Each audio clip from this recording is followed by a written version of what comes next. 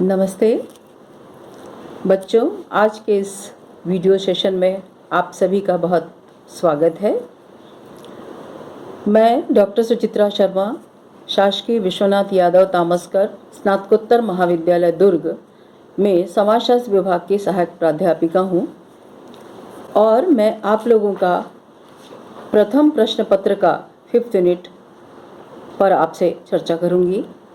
और आप सब जानते हैं आपका 5th यूनिट है सामाजिक व्यवस्था और सामाजिक प्रक्रियाएं, जिसके अंतर्गत आपको दोनों ही अवधारणाओं की विशेषताएं, तत्वों की चर्चा करनी है। बच्चों, हम इन पर एक एक करके चर्चा करेंगे। सबसे पहले मैं आपको ले चलती हूँ सामाजिक व्यवस्था, जिसके अंतर्गत हम इसकी विशेषताएं और तत्वों पर चर्चा करेंगे। ठीक है, तो सबसे पहले हम देखेंगे सामाजिक व्यवस्था। आप देख रहे हैं कि सामाजिक व्यवस्था में दो शब्द हैं, सामाजिक और व्यवस्था।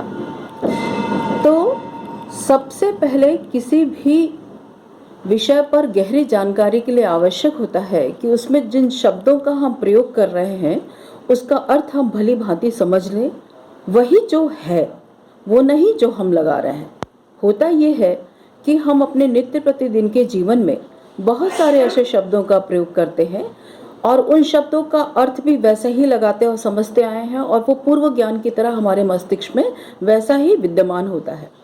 परंतु जब हम विषय के साथ जुड़ते हैं तो हम उन शब्दों के प्रयोग के में सावधानी ही बरतते ही, बल्कि साथ ही साथ हमें भी ध्यान रखते हैं कि क्या उसका वास्तविक अर्थ हमें ज्ञात है। तो व्यवस्था क्या है? सामाजिक का मतलब समाज से है और व्यवस्था का मतलब उस सामाजिक व्यवस्था। इसको समझने के लिए हमको कुछ शब्दों को देखना पड़ेगा। हम लोग सब देखते हैं कि हमारे संबंध बनते हैं। एक व्यक्ति का दूसरे व्यक्ति के साथ बनता है, एक व्यक्ति का एक समूह के साथ बनता है और एक समूह का दूसरे समूह के साथ बनता है। आखिर ये संबंध बनते क्यों हैं? ये संबंध बनते हैं हमारी आवश्यकताओं के कारण। हम लोग की बहुत किस्म की आवश्यकताएं होती हैं बच्चों। हमारी सामाजिक, मानसिक, शैक्षणिक, ऐसी बहुत सारी आवश्यकताओं की पूर्ति के लिए हम कहीं ना कहीं किसी से जुड़ते हैं। तो कभी हम व्यक्ति से जुड़ते हैं और कभी हम एक समूह के साथ जुड़ते हैं। तो जब हम जुड़ते हैं तो उसके साथ हम अपनी आवश्यकता पूर्ति के लिए कुछ क्रिया करते हैं। जैसे हमें कुछ चीज़ चाहिए तो हम उसे मांगते हैं, बदले में वो क्या करता है, हमारी उस वांछित वस्तु को हमें देता है। फिर हम जाते हैं, फिर वो देता है, फिर हम जाते हैं, फिर वो देता है। तो इस लेन देन के दौरान हमारे और उसके बीच में धीरे धीरे संबंध बनने लगते हैं।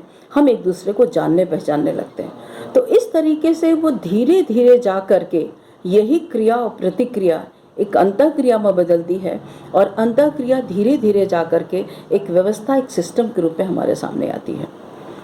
अनेक समाजशास्त्रियों ने इसको स्वीकार किया है कि मनुष्य और शरीर और समाज की शारीरिक व्यवस्था, शारीरिक संरचना, या हम ये कहें कि समाज की संरचना के बीच बहुत समानता है। कैसे?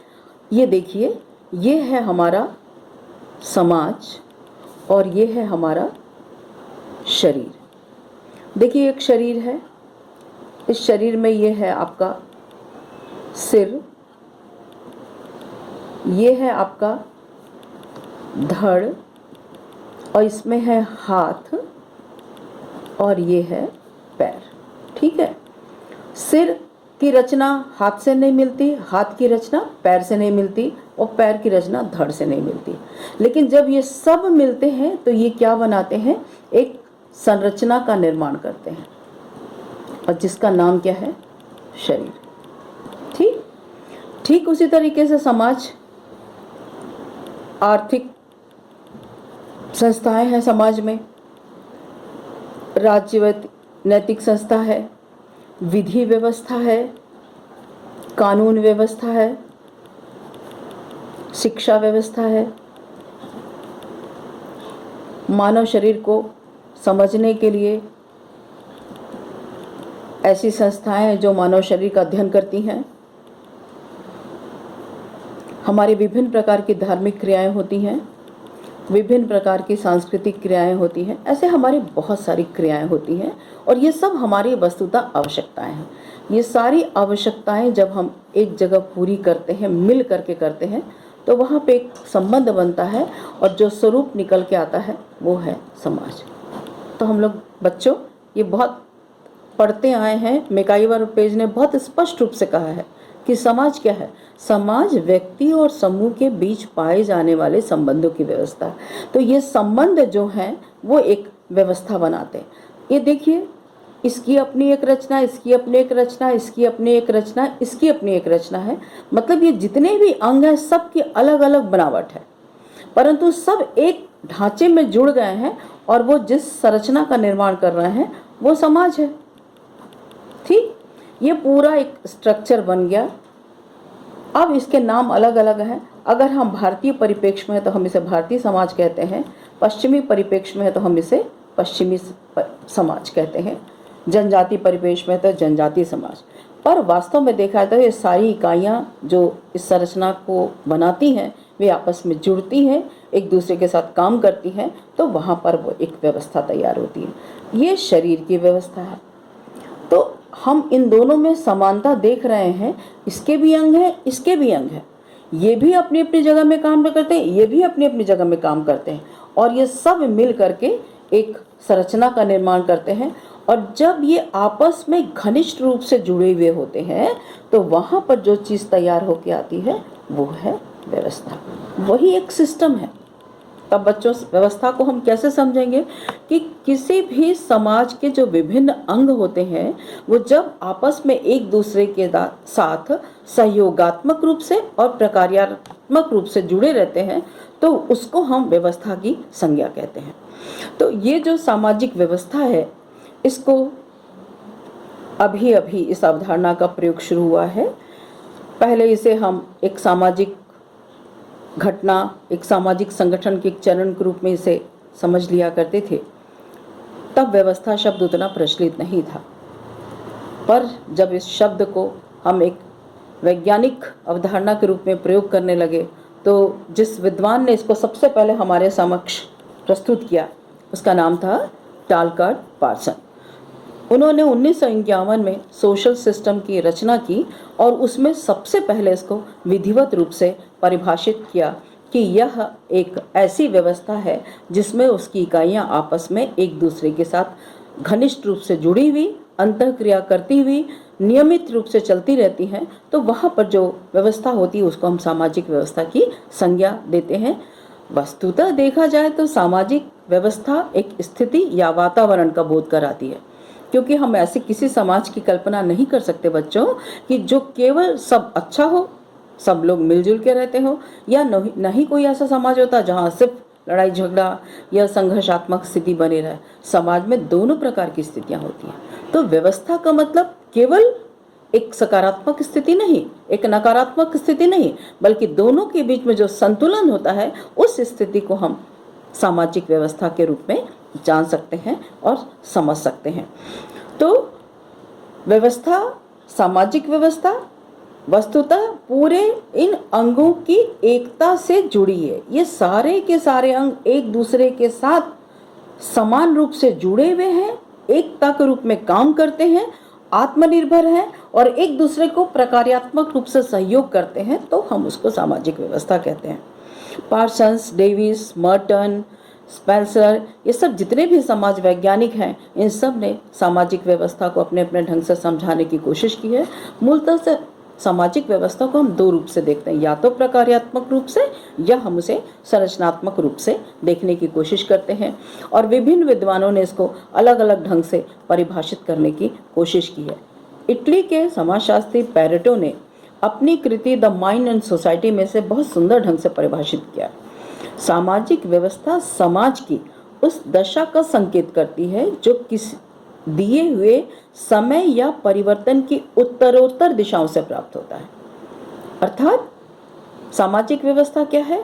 समय और परिवर्तन के साथ एक समन्वयात्मक रूप से जुड़ा हुआ एक सिस्टम, एक व्यवस्था है, और जिसको अलग अलग और ढंग से विद्वानों ने इसे देखने का प्रयास किया है। जोन्स क्या कहते हैं, बेसिक सोशियोलॉजिकल प्रिंसिपल्स पर उन्होंने बहुत सुंदर ढंग से लिखा है, सामाजिक व्यवस्था वह स्थिति है जिसके अंतर्गत समाज के विभिन्न कार्यशील अंग एक दूसरे से तथा संपूर्ण समाज के साथ अर्थपूर्ण ढंग से संबद्ध होकर कार्य करते हैं। ये वही बात है जो मैं आपसे कह रही थी कि ये विभिन्न अंग हैं, ये समाज के अंग हैं, ये शरीर के अंग हैं, ये दोनों आपस में एक दूसरे के साथ कार्यशील होकर के काम करते हैं, एक दूसरे से जुड़े हुए होते हैं, एक परिणाम होता है, उसको हम सामाजिक व्यवस्था कहते हैं। एलेक्स इंकल्स ने भी इसे परिभाषित किया है, ऑगबर्न नीमकॉफ ने परिभाषित किया है। ये सब परिभाषाएं आपको अपनी किताबों में तो दिखाई ही देंगी, लेकिन अगर हम इनको समझना भी ज़रूरी है, जो मैं आपको यहाँ पर प्रयास कर रही हूँ कि आप इन सब परिभाषाओं का जो जिस्ट है उसको मैं आपको समझाऊं, ताकि आपको इन परिभाषाओं को पढ़ते समय कोई कठिनाई ना हो, है ना। ऑगबर्न नीमकॉफ क्या बोलते हैं, किसी सामाजिक व्यवस्था को विभिन्न व्यक्तियों की बहुलता के रूप में परिभाषित किया जा सकता है। मतलब सामाजिक व्यवस्था एक से नहीं है, बल्कि अनेक लोगों के योग से बनती है, जो साझे सांस्कृतिक मानदंडों और अर्थों के अनुसार परस्पर अंतःक्रिया करते हैं, आपस में एक दूसरे को इंटरेक्शन करते हैं। तो इंटरेक्शन क्या है, अंतःक्रिया क्या है बच्चों? जैसे मान लीजिए मैं आपसे बोल रही हूँ, मैं आपसे कुछ पूछ रही हूँ, तो बदले में आप क्या करते हैं, या तो मेरी बात को सुनते हैं तो सिर हिलाते हैं, कान हिलाते हैं, आपके चेहरे पे भाव आता है, और या फिर आप बोलकर बताते हैं हाँ हमको समझ में आ गया। तो यह जो है मेरे पूछे हुए प्रश्न की प्रतिक्रिया है, यह बार बार जब लगातार चलती है, मतलब मैं आपसे बोलूं आप सुने, आप बोले मैं सुनूं, तो हमारे बीच धीरे धीरे ये एक अंतःक्रिया के रूप में बदल जाती है। और ये अंतःक्रिया जब हमारे समाज के निर्धारित मानदंडों और अर्थों के साथ मिलजुल के काम करती है, उसे ही ऑगबर्न नीमकॉफ सामाजिक व्यवस्था की संज्ञा देते हैं। तो इस तरीके से हम देखें तो सामाजिक स्थिति या वातावरण का परिचय मिलता है, वह एक सामाजिक व्यवस्था है जिसमें बहुत सारे कर्ता होते हैं, ये सारे लोग हैं, ये सारे हैं, और सब मिल करके समाज द्वारा स्वीकृत एक्सेप्टेड जो हमारे सिंबल्स हैं, हमारे प्रतीक हैं, हमारे व्यवहार प्रतिमान हैं, उसके तहत यदि वो अपने लक्ष्यों की प्राप्ति का प्रयास करते हैं, अंतःक्रियात्मक रूप से एक दूसरे से जुड़े होते हैं, तो वही वास्तव में एक व्यवस्था है। इसका मैं एक एग्जाम्पल के रूप से आपको समझाने की कोशिश मैं करती हूँ। मान लीजिए एक घड़ी है, घड़ी में देखिए क्या है, बहुत सारे पार्ट्स हैं, सारे अंक बने हुए हैं, उसमें एक कांटा छोटी घंटे को बताता है और एक कांटा जो है वो मिनट्स को बताता है, पर जब तक दोनों मिलते नहीं तब तक हमको समय का पता नहीं पड़ता है। छोटा कांटा काम ना करे, बड़ा कांटा ना काम करे, तो निश्चित रूप से समय पर प्रभाव पड़ेगा, और जब हम टाइम देखने की कोशिश करेंगे तो हमें पता नहीं चलेगा। कहने का मतलब है जैसे घड़ी एक व्यवस्था है, उसमें सारे अंग एक साथ काम कर रहे हैं, वैसे समाज में भी समाज की संरचनात्मक जितनी भी इकाइयाँ होती हैं वे आपस में जब मिलजुल के काम करती हैं, स्वीकृत मान्यता प्राप्त प्रतीकों के तहत व्यवहार करती हैं, बहुत सारे लोग मिलजुल के अपने लक्ष्यों को प्राप्त करने की कोशिश करते हैं, उसको हम क्या कहते हैं, सामाजिक व्यवस्था की संज्ञा दे सकते हैं। अब आइए ये जितनी भी परिभाषा विद्वानों ने बताई उसके आधार पर हम सामाजिक विशेषताओं को देखने का प्रयास करेंगे कि सामाजिक व्यवस्था की कौन कौन सी विशेषताएं हैं। आप देखिए ऑगबर्न नीमकॉफ की परिभाषा हमने देखी, हमने एलेक्स इंकल्स की परिभाषा देखी, हमने जो है स्पेंसर की टालकॉट पार्सन की परिभाषा देखी। इन सब परिभाषाओं को देखने से हम कुछ विशेषताएं हमें दिखती हैं। सबसे पहली विशेषता, अहम विशेषता क्या दिखाई देती है कि ये जो सामाजिक व्यवस्था है वो अंतःक्रियाओं का परिणाम है। तो इस व्यवस्था से इस व्यवस्था से इसके बीच में ये जो इंटरेक्शन होता है, ये जो क्रिया प्रतिक्रिया होती है, इसका परिणाम क्या है, वो व्यवस्था है। इसमें बहुत सारे लोग होते हैं। दूसरी महत्वपूर्ण बात कि कोई भी सामाजिक व्यवस्था में अनेक कर्ता होते हैं। तीसरी बात कि वो जो अंतःक्रिया करते हैं वो उद्देश्यपूर्ण होती है, किसी उद्देश्य को, किसी लक्ष्य को लेकर के वो आपस में एक दूसरे के साथ काम करते हैं, एक दूसरे को सहयोग करते हैं। वो लक्ष्य भी कैसे होने चाहिए, समाज द्वारा मान्यता प्राप्त होने। यानी अगर कोई भी लक्ष्य हम बना ले और फिर हम सोचें हम मिलकर काम कर रहे हैं तो वहाँ पे एक व्यवस्था बनेगी, नहीं। जब तक वो समाज द्वारा स्वीकृत और मान्यता प्राप्त लक्ष्य नहीं होंगे तब तक उसके अंतर्गत किए गए काम को हम व्यवस्था के अंतर्गत नहीं रख सकते हैं। चौथी बात कि ये एक व्यवस्थित संबंध है, मतलब ये जो रिलेशन बन रहा है ना इसके और इसके और इसके बीच में, यहाँ यहाँ, ये सब एक व्यवस्थित है। मतलब अगर हम एक ऐसे खंड बनाएं और उसमें कोई चीज़ रख लेते हैं तो बिल्कुल सिस्टमैटिक रूप से एक एक खंड के अंदर जो जो व्यवस्थित है, स्थित है, वो आपस में संबंध कर रहे हैं। इस तरीके से हमको एक सब इकाइयों के बीच में व्यवस्थित संबंध दिखाई देता है, उसको ही हम व्यवस्था कहते हैं। और नेक्स्ट पर इसमें विशेषता ये दिखाई देती है कि सामाजिक व्यवस्था जो है हमेशा बाह्य और भौतिक पर्यावरण का बोध कराती है। मतलब ये एक स्थिति है, व्यवस्था कोई मतलब कोई वस्तु नहीं है, कोई ऐसा ऑब्जेक्ट नहीं है कि दिखाई दे, बल्कि ये एक प्रकार की सिचुएशन है, एक प्रकार की स्थिति है। कैसी स्थिति है कि सब अंग अपने अपने स्थान पर रहते हुए अपना अपना काम करते हुए एक दूसरे इकाइयों को सहयोग कर रहे हैं, वह स्थिति है, वह एक पक्ष है जो बाह्य पक्ष को प्रदर्शित करता है।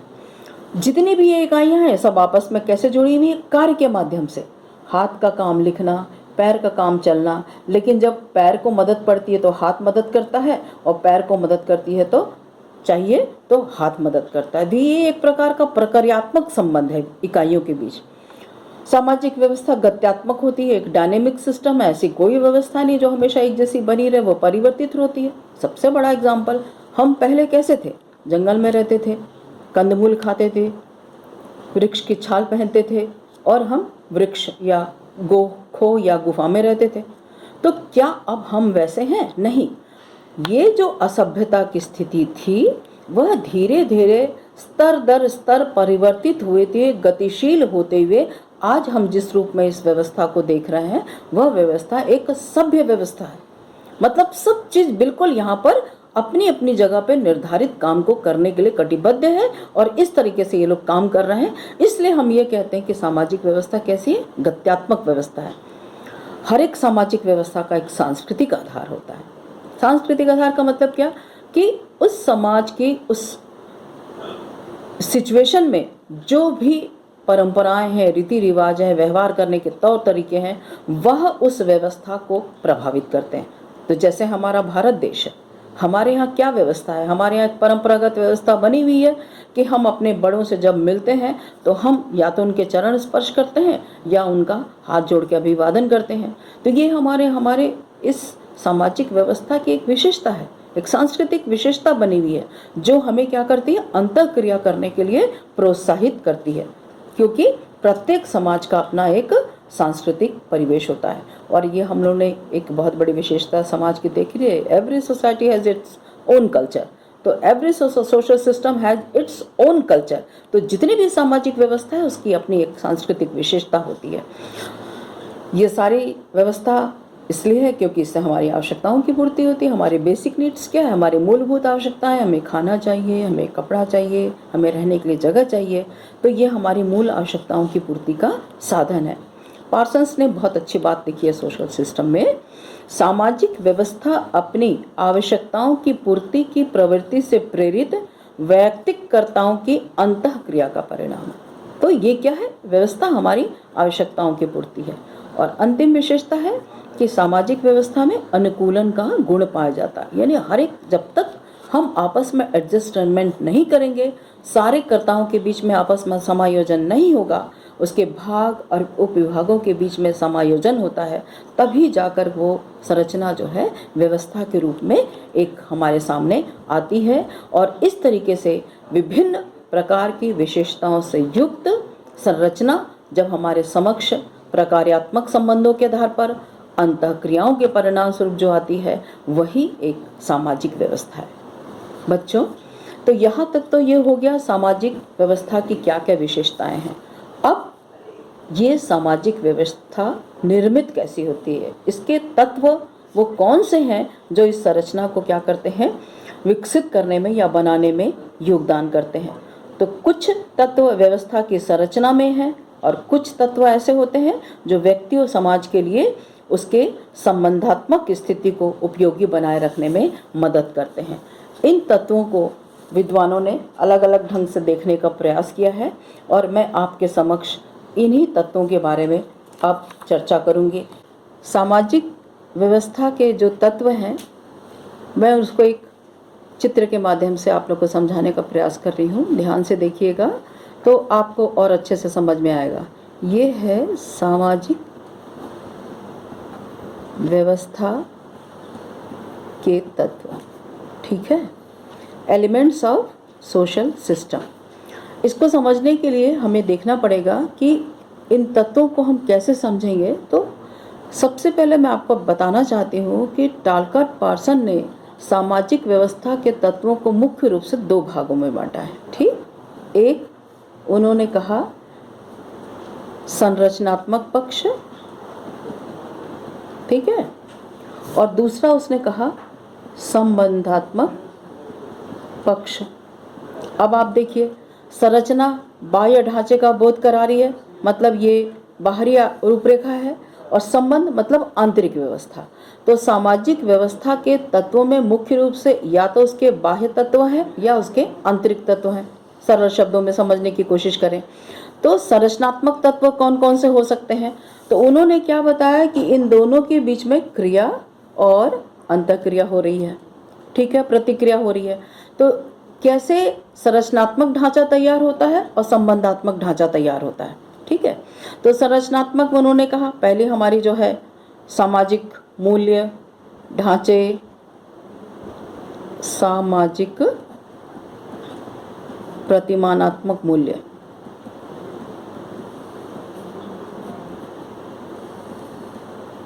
जिसमें व्यक्ति क्या करता है, अंतःक्रिया करता है। तो हमारी एक ढांचा बनी हुई है जिसमें लोग हमारा पूरा, जैसे मान लीजिए दादा दादी, नाना नानी, मौसा मौसी, चाचा चाची, ये सब के बीच हमारी एक व्यवस्था बनी हुई है और वो एक सिस्टम है, उसमें व्यवहार भी हम वैसे ही कर रहे हैं। उसके सदस्य जितने भी आपस में एक दूसरे के साथ इन्हीं प्रतिमानात्मक व्यवस्था के अंतर्गत अंतःक्रिया करते हैं।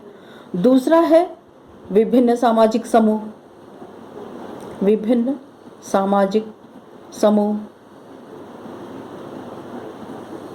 तीसरा उन्होंने कहा है सामाजिक मानदंड, आदर्श प्रतिमान जिसको कहते हैं हम। और चौथा उन्होंने कहा है प्रमुख मूल्य। ये जो चार बातें हैं ये समाज के संरचनात्मक पक्ष का बोध कराती हैं। अब आइए संबंधात्मक पक्ष में, इसमें उन्होंने फिर चार बातों की बात की है। ये चार बात कौन सा है? पहला उन्होंने कहा अनुकूलन, मतलब हम लोग अपने अंतःक्रिया करते समय हम एक दूसरे के साथ क्या करते हैं, एडजस्ट करने की कोशिश करते हैं। कुछ आप करिए, कुछ हम करिए। जैसे देखिए एक बच्चा चलना सीखता है तो जब वो अपने पैरों पे खड़ा होता है तो एक कदम वो चलता है और दूसरा उसको सिखाने वाला चलता है, तब जाके एक व्यवस्था बनती है और बच्चा चलना सीखता है। ठीक हमारे समाज में अनुकूलन व्यवस्था है। लक्ष्य की प्राप्ति, मतलब लक्ष्य हमारा क्या है, विधिवत है, मान्यता प्राप्त है। एकीकरण और गुप्त प्रतिमान अनुरक्षण, ठीक है। अब ये चारों मिलकर आपस में क्या करते हैं, आपस में क्रिया करते हैं, क्रिया प्रतिक्रिया करते हैं। तो इन प्रकारों को या संबंधों को संचालित करने वाला कौन है, कौन इसको करता है? ये तो बाह्य ढांचे का बोध करा रहा है, बाहरी रूपरेखा है, जैसे टेबल है वो बाहर से दिख रहा है, लंबाई चौड़ाई लकड़ी ये सब दिख रहा है, लेकिन अंदर में क्या है? तो वैसे ही ये समाज की जो हमारी व्यवस्था का आंतरिक पक्ष है जो संबंधात्मक है, इसमें इनको कौन संपादित कर रहा है, कौन कौन से संस्थाएं इन पूरे प्रकारों का संपादन कौन करता है? परिवार, आर्थिक संस्था, राजनैतिक संस्था, शैक्षिक संस्था और धार्मिक संस्था, ठीक है। ये जितने भी संस्थाएं हैं ये सब क्या करती हैं, आपस में क्रिया और प्रतिक्रिया, यानी इनके बीच में अंतःक्रिया होती है। इससे पूरा दोनों रूप को यदि हम मिला लें तो ये क्या बनता है, सामाजिक व्यवस्था। तो पार्सन्स इन्हीं सामाजिक तत्वों को बहुत इम्पोर्टेंट मानते हैं, जिससे हमारी सामाजिक व्यवस्था हमारे पास एक विधिवत रूप में आती है। इसको हम अलग अलग देखने की कोशिश करें, जिसको पार्सन्स ने बताया है। अब आइए, पहला है ये जो है नातेदारी व्यवस्था हम लें, यानी जो हमारे प्रतिमानात्मक मूल्य हैं। तो इसके मूल में जैसी हमारी संरचना होगी ना, वैसी हमारी सामाजिक व्यवस्था होगी।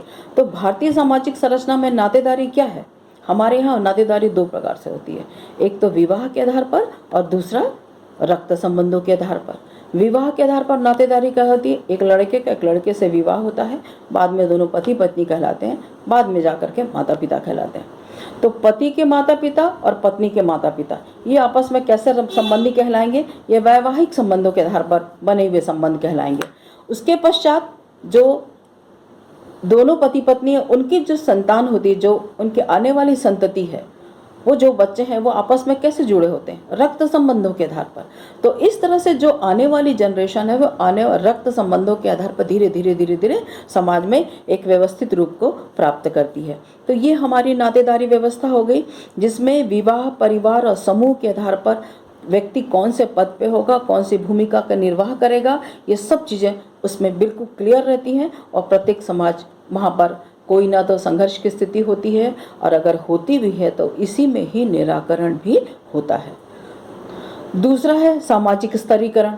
अब हमारी सामाजिक व्यवस्था का ढांचा किस पर रहा है? या तो जातिगत स्तरीकरण के आधार पर आधारित है अथवा वर्गगत ढांचे के आधार पर। कैसे? अगर हम जाति के आधार पर हमारे समाज को देते हैं तो हमारा समाज कितने भागों में बटा हुआ है? 4 मुख्य भागों में, ब्राह्मण, क्षत्रिय, वैश्य और शूद्र। और अगर इनकी उपजातियों को मिला लेते हैं तो आप कल्पना नहीं कर सकते कि भारत लगभग 3000 से भी ज़्यादा उपजातियों यानी जातियों और उपजातियों के आधार पर हमारे समाज में जो संरचनात्मक व्यवस्था कैसी होती है, जाति के आधार पर 3000 भागों में बढ़ जाती है। इसलिए जाति को कहा जाता है it is a segmental division of the society. वर्ग के आधार पर हम देखते हैं तो वर्ग के आधार पर कौन कौन सी व्यवस्था है? उच्च वर्ग है, मध्यम वर्ग है या निम्न वर्ग है। अगर इनके भी उपवर्गों को हम शामिल कर लेते हैं तो हमारे समाज में करीब 9 उपवर्ग हो जाते हैं। तो इस तरीके से समाज 9 भागों में बढ़ जाता है। लेकिन अंतर क्या है जातिगत संस्तरण और वर्गकृत संस्तरण में? कि जाति तो बदलती नहीं है, वर्ग में जो है व्यवस्थाएं बदलती चली जाती है। व्यक्ति का पद बदलता है, व्यक्ति की भूमिका बदलती है और इस तरह से। परंतु ये बदलाव भी समाज की निरंतरता और स्थायित्व के लिए आवश्यक है। इसलिए स्तरीकरण की व्यवस्था भी समाज में पद और परिणामों को बताने वाली व्यवस्था है। उसके पश्चात हम ये देखते हैं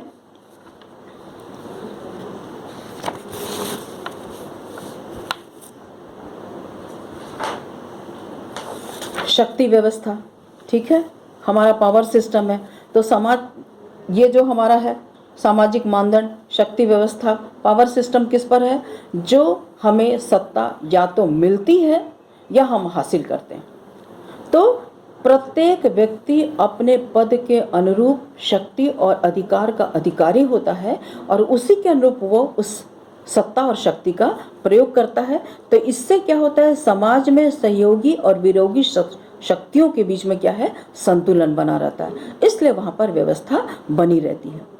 और अंतिम है सामाजिक मूल्य। सामाजिक मूल्य क्या है? जो समाज के सदस्यों को विशेष प्रकार का आचरण करने के लिए बाध्य करते हैं और वो समाज में उपयोगी होते हैं और समाज को बनाए रखने के लिए आवश्यक होते हैं। और उस समाज के सदस्य उन मूल्यों के अतिरिक्त अनुसार व्यवहार करते हैं और इससे समाज में परिस्थितियां और विषम परिस्थितियां जो हैं वो संतुलित बनी रहती हैं और लोग अपने व्यवहार के अनुरूप आचरण करते हुए समाज में व्यवस्था को बनाए रखने में योगदान देते हैं। परंतु आधुनिक परिस्थितियां इस तरीके की हो गई हैं कि आज हमारे मूल्यों की व्यवस्था चरमराने लगी है और धीरे धीरे हमारी सामाजिक व्यवस्था में बहुत सारे परिवर्तन हमें दिखाई देने लगे हैं। तो ये तो हो गए समाज के संरचनात्मक पक्ष। अब आइए हम संबंधात्मक पक्ष को देखते हैं जिन पर चर्चा पार्सन्स ने की है।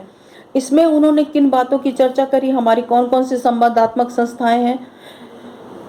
समाज में व्यक्तियों के जो आपसी संबंध होते हैं उसके लिए अंतःक्रियाएं होती हैं। अंतःक्रियाओं का आधार क्या होता है? पद और भूमिका होती है। जो व्यक्ति जिस तरह के पद में होता है उसके अनुरूप भूमिका निभाता है और व्यक्तियों के साथ क्रिया प्रतिक्रिया करते हुए अंतःक्रिया करता है। इससे समाज में ये संस्थाएं जो हैं पूरे समाज के सदस्यों को, उनके व्यवहारों को क्या करती हैं? नियमित करती रहती हैं। और इस तरीके से समाज में कुछ संस्थाएं हैं, जैसे क्या? परिवार बताया मैंने आपको, आर्थिक संस्थाएं बताया, राजनीतिक संस्थाएं बताया, शैक्षणिक संस्थाएं बताया और आर्थिक संस्थाएं। ये सारी संस्थाएं क्या है? समाज में व्यवस्था को बनाए रखने में बहुत बड़ा योगदान देती हैं। कुछ हमारी रेगुलेटरी इंस्टीट्यूशंस भी हैं, समाज की नियामक संस्थाएं। ये क्या करती हैं नियामक संस्थाएं? कि समाज में व्यक्ति कभी भी मनमाने व्यवहार नहीं कर सकता। बच्चों, हम सब जानते हैं कि एक कहावत है, जन्मना जायते शूद्रः संस्कारात् द्विजम उच्यते। मतलब ये कि मनुष्य जन्म से क्या होता है? शूद्र होता है। संस्कारों से वह द्विज की संज्ञा पाता है, उसका व्यवहार सुनिश्चित और निर्धारित होता है। तो इस तरीके से समाज में उसके व्यवहारों को नियमित करने के लिए, हम उनके संबंधों को बताने के लिए जिस व्यवस्था को देखते हैं, तो ये जितनी भी संस्थाएं हैं ये सब सामाजिक व्यवस्था के अंतर्गत हमारे संबंधों को क्या करती हैं? नियमित करती हैं और हमारे व्यक्तियों के स्वार्थी और व्यक्तिवादी व्यवहार पर नियंत्रण लगाने वाली ये सारी पार्सन्स ने बताई संस्थाएं जो नियामक संस्थाओं के रूप में जानी जाती हैं। उसके पश्चात उन्होंने बताया कुछ हमारी सांस्कृतिक संस्थाएं हैं। हम सब जानते हैं बच्चों कि हमारे समाज में, प्रत्येक समाज की संस्कृति के अपने कुछ मूल्य होते हैं, कुछ विश्वास होते हैं, कुछ मान्यताएं, कुछ परंपराएं होती हैं और ये हमारे जीवन को गहराई तक प्रभावित करती हैं। बल्कि हम कह सकते हैं कि मनुष्य जिस समूह में रहता है उस समूह की सांस्कृतिक विशेषताएं उसके व्यवहारों को निर्धारित करती हैं। तो ये सांस्कृतिक संस्थाएं हमारे समाज को क्या करती हैं? नियमित बनाए रखती हैं, व्यवस्थित बनाए रखती हैं। पार्सन्स ने इन्हें ही, जो नियमों को बनाने वाली जो हमारी सांस्कृतिक विशेषताएं हैं, उन्हें ही उन्होंने सांस्कृतिक संस्थाओं की संज्ञा दी है। और इस तरीके से ये सारी की सारी संरचनात्मक और संबंधात्मक व्यवस्था सामाजिक व्यवस्था के मूल तत्वों के अंतर्गत उन्होंने चर्चा की है। लेकिन मैं आपको कुछ और भी बताना चाहती हूँ कि पार्सन्स के अतिरिक्त लूमिस ने भी social system the study of sociology में सामाजिक व्यवस्था के कुछ तत्वों की चर्चा की है और उन तत्वों को भी हम देख लेते हैं। मोर एवर लगभग वही मुख्य बातें हैं जो पार्सन्स ने की है, लेकिन इन्होंने उसको थोड़ा सा इलाबोरेट किया है। और इलाबोरेट करते हुए उन्होंने 9 तत्वों की चर्चा की है। पहला उन्होंने कहा विश्वास है, ज्ञान है। ये इससे हम क्या सीखते हैं? हमारे समाज में हम सीखते हैं कि हम कैसे कर्तव्य पालन करना है, हमें जीवन मुक्ति कैसे मिलेगी, स्वर्ग नरक की व्यवस्था क्या है, कर्म क्या है, हमारे पूर्वज क्या हैं, उनकी आत्मा परमात्मा, ऐसी तमाम हमारी जो विश्वास की मान्यताएं हैं, इन सब का ज्ञान हमें जो है सामाजिक व्यवस्था के अंतर्गत पहले बिंदु के अंतर्गत उन्होंने विश्वास स्वीकार किया है कि विश्वास और ज्ञान जो है वो हमारे सामाजिक व्यवस्था का पहला निर्धारक तत्व है। दूसरा उन्होंने कहा हमारी भावनाएं, हमारी फीलिंग्स। तीसरा उन्होंने कहा आवश्यकताएं, जो हमारे लक्ष्य और उद्देश्यों के अनुरूप है। चौथा तत्व के रूप में उन्होंने आदर्श प्रतिमानों को स्वीकार किया है। 5वें तत्व के रूप में उन्होंने स्थिति और कार्य को स्वीकार किया है। एक स्थिति वो जो हमारी प्रदत्त है, नैसर्गिक है, जो हमें दी गई है, और दूसरी जो हमने हासिल की है। तो जैसी स्थिति होगी उसी स्थिति के अनुरूप हम अपनी भूमिका का भी निर्वाह करते हैं। इसके बाद उन्होंने नेक्स्ट तत्व के रूप में सत्ता को स्वीकार किया है। और बच्चों, आप लोग जानते हो कि सत्ता के संबंध में जो है वेबर ने भी 3 बातें बताई कि सत्ता 3 प्रकार की होती है, वैधानिक सत्ता, परंपरागत सत्ता और चमत्कारिक सत्ता। समाज में तीनों प्रकार की शक्तियाँ विद्यमान हैं जो हमारे इस पूरी व्यवस्था को नियंत्रित करके चलती हैं। कुछ हमारे समाज की मान्यताएं हैं और कुछ सुविधाएं हैं। इन सारे तत्वों को लूमिस ने ये बताने का प्रयास किया है कि सामाजिक व्यवस्था इन सारी चीज़ों से निर्धारित होती है। और कोई भी समाज हो, चाहे वो आपका आधुनिक समाज हो, जटिल समाज हो, जनजाति समाज हो, ग्रामीण समाज हो, कोई भी समाज हो, व्यवस्था के लिए इन्हीं तत्वों का होना बहुत ज़रूरी है। वो तत्व जो हमारी व्यवस्था के बाह्य पक्ष का बोध कराते हैं, वे तत्व जो हमारी आंतरिक व्यवस्था का बोध कराते हैं, ये दोनों मिल करके एक ठोस और एक दृढ़ व्यवस्था के रूप में हमारे दिखाई देते हैं, जिनको हम सामाजिक व्यवस्था के रूप में हम इसे संज्ञापित कर सकते हैं और इन्हें ही सामाजिक व्यवस्था कहा गया है।